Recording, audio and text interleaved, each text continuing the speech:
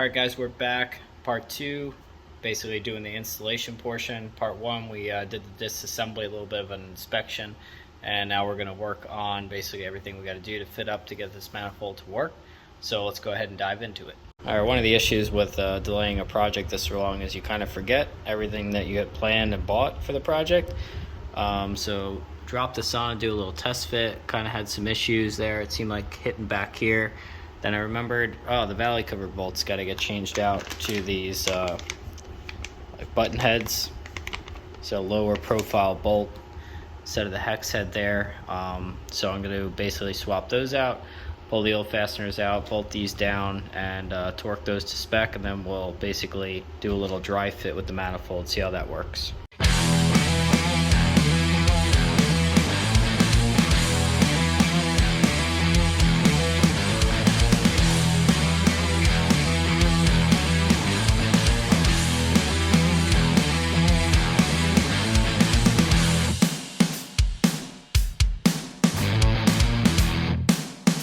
So we ran into our first little issue here with fitment so far.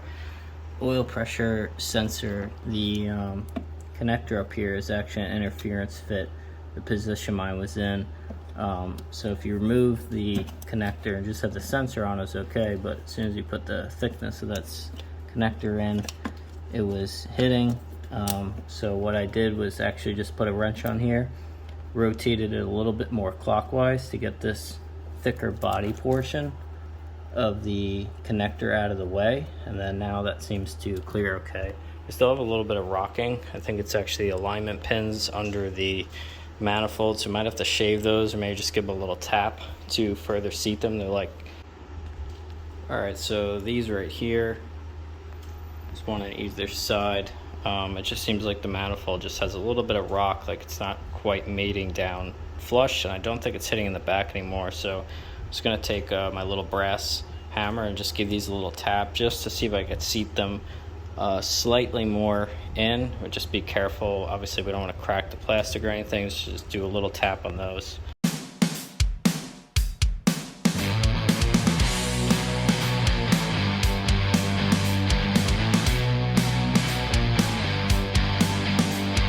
Next we're going to drop in the bolt. These are M6 by 100, just a small flat washer on top, cap screw. So these will bolt in, secure the manifold to the cylinder heads. So we got those all set up. I'll put a little dab of assembly paste just on the threads a little bit, and then we'll follow the manual torque spec and the torque sequence and get that torque down to the cylinder heads. Here is the section in the service manual. So there's actually a reference here regarding additives, fluids, lubricants for the 7-liter. So that's on page 962. So if we flip over, it basically gives you what goes on the threads for a different series of bolts. So the intake manifold bolts, it actually is recommending thread locker. Not really sure why you would put thread locker on there. I don't really see a risk of vibration or the bolts backing out. Definitely didn't put thread locker on when I assembled the engine, so I find that kind of strange. Normally I'm like 100% with everything that's mentioned in the book, like that's what I'm gonna follow, just because it was obviously written by the GM engineers and they know best. But in this application I think I'm gonna stick with my assembly lube on the threads. Just because I feel like if I ever want to obviously pull this apart, I'm sure they're recommending the removable thread locker, but if you know that you got to basically retrace and chase out the threads and clean all the bores, so it kind of makes for disassembly, reassembly a little bit more of a pain in the butt. And here's the torque sequence you're going to be following. So it's basically like you're working from the middle out, which makes sense in this application, just like we torque down the valley cover. And here's your torque specs. So there's a first stage and then a second stage.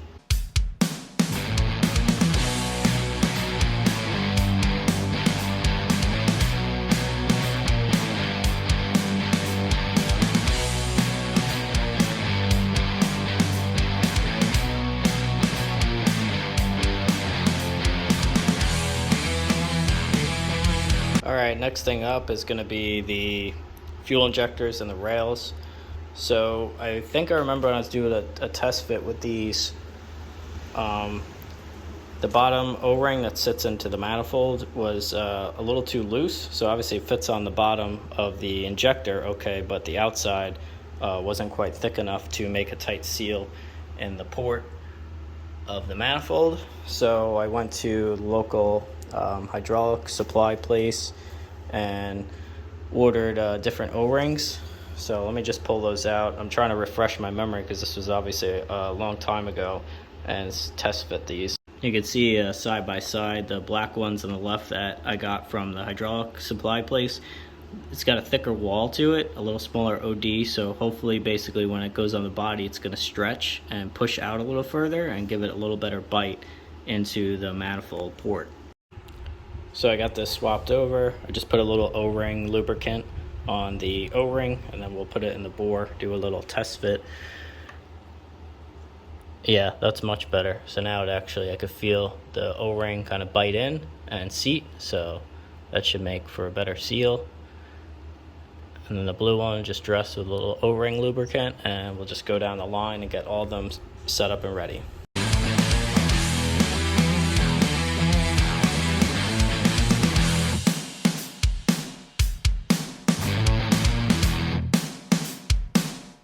Not to even mention the fuel rails that we had. These are the fast rails that came with the manifold that I got off Marketplace, so I don't really have any opinion on why I'm putting these on other than that they came with the manifold, so that's what we're going to go with. Hopefully they work out okay, and yeah, let's go ahead and move forward. So as you saw in the previous clips, we basically got the intake fitted up. The passenger side fuel rails all fitted, bolted down. This one on the driver's side I still have loose. I didn't put the retaining bolts in here from the fuel rail to the manifold. So I'm trying to basically figure out what I'm going to do with the plumbing for the fuel lines. The other thing I just realized too was the map sensor that could fit up here. The connector doesn't reach, so now we got to get an extension. So we need an extension. I mean, we're like 2 inches short, but I'm not going to mess around and put added stress on the wires or anything like that. So I'm just going to get the extension. So not the end of the world, but just more things that I didn't quite account for. I just figured this project would be a little bit more plug and play. Just bolt the manifold on, hook up the connections and this and that. And these are all the things I'm running into that you don't really hear about or you wouldn't really foresee being an issue with just a simple intake manifold, but it's clearly not as direct bolt on as something like the Atomic MSD that I've put on some cars before. That's literally a plug and play intake. I mean, you can even use the factory fuel rails. Everything transfers over. There's no extensions for connectors like the map sensor. I don't recall any issues with the intake fit up or the cold air box fit up either. Just obviously you have the proper coupler from your 102 throttle body to the air box. That's going to work out okay. And then obviously then connecting into the fuel system, the braided line there just goes right into the factory rail. All that connects and you're out the door. But this is a much more adaptive installation where there are a few more things that you got to think about and modify to get this to work. All right guys, we're back with another update. It's been a couple weeks now, and this video is just kind of building on the little progress I make each evening after work or on the weekends. We've obviously had some setbacks with parts as we've mentioned before, so we'll just go over everything really quick. I'll show you what I got put together. I think we're finally at the final stages here. We can just make up some hose lines and we're basically, done, kind of complete. So let's check it out. All right, then coming over to the other side was the main issues with like the fuel rail stuff. So you notice here coming out the fuel rail, I originally just planned on doing the T and then running it up to the factory line, which that didn't work at all. So I ended up having to figure out, okay, well, how am I going to articulate this T and then this fitting to get across to the crossover tube? I needed to extend this out, so I actually found a male to female 8AN adapter that encompasses a 8th MPT port here that's designed for fuel pressure gauge or any type of remote sensing device I guess you wanted to put in there. But I can easily just put a MPT pipe plug in there or I can actually put an external gauge. I don't know, we'll see what kind of fits in there, what I want to do. But for now, I'm just going to probably put a plug there, and then I'm going to make up a custom line with, I basically got a 45, and then this is going to just come nice and neat across here and then join up with this fitting. So this is an 8-an straight fitting, and then this goes to a 3/8 push lock. So the push lock mates up to the factory fuel line right there, and then that'll just be a nice black braided hose coming across, and should look pretty clean.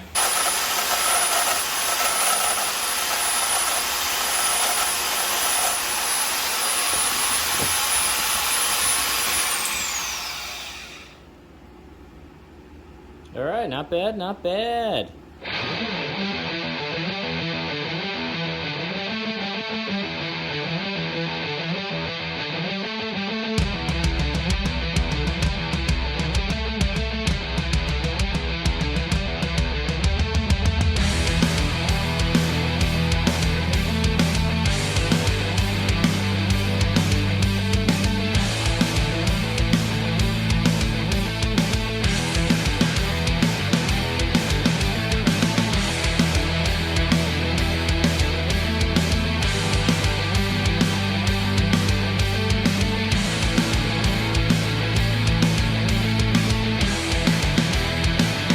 Alright guys, I think we finally got this all together.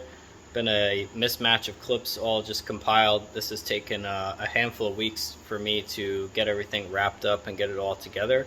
So we'll take a quick walk around in the engine bay. I'll show you the problems I had, the other parts and components I also needed to buy, wait on, and that's kind of why this is dragged out, but that's kind of how it goes with these projects. You never know what you're going to get into once you start, and then I feel like the parts list always seems to grow, even though you try and do your homework the best you can for everything that you need, but there'll always be that extra piece that you didn't account for, and then you gotta wait on shipping and all that fun stuff. So let's take a quick walk around. All right, so we got it finished up.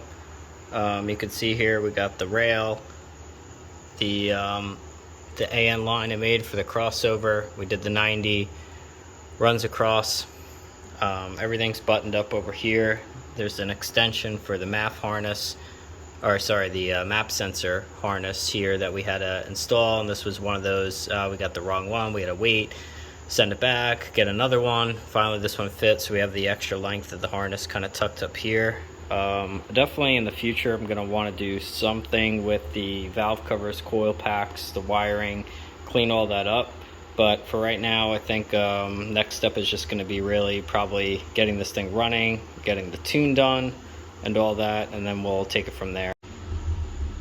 All right, then coming around the driver's side, we got that rail finished up. We were able to tuck the alternator wire back behind the fuel rail, kind of how it went originally.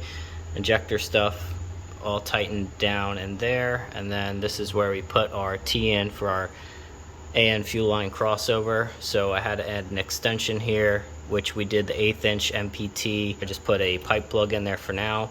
All right, then we made up this 45, and then that comes around and ties into the factory fuel line coming up from the chassis, the hard line. That's where the old braided line used to go in under the fuel rail cover. So we got that all finished up. Got the coupling on. The air intake, we're still gonna have to do something with a little bracket or something. I'm gonna make up for these, but for right now everything is like tight. This isn't moving anywhere, so I'm not worried about that rattling around or anything. And yeah, I think it came out pretty good. Like I said, on the other side, like definitely be interested in cleaning the coil stuff up, especially if we're gonna run without the red covers on anymore. I haven't decided yet if I want to cut those and put those back on, so then all this would be covered and basically just see the center line of the intake manifold. I'm not sure quite what I want to do yet, like hack those covers up or just leave it alone and wait till we get the some nicer, like dressier valve covers, and then we'll remote mount the coil packs. I think that would look really cool, kind of give it some better aesthetics under the hood, because the LS's are pretty damn ugly when you compare them to the predecessors, like the old school big blocks or the 350s. Like they were just a much prettier engine, the way the valve cover stood out and the air cleaner, carb on top and everything. So these are just kind of a mess. All right guys, thanks for watching the completion of the installation video series. On the next one we put together, I'll get the startup tune loaded on the car and we'll take it for its first test drive with the new setup. So thanks for watching and stay tuned for the next one.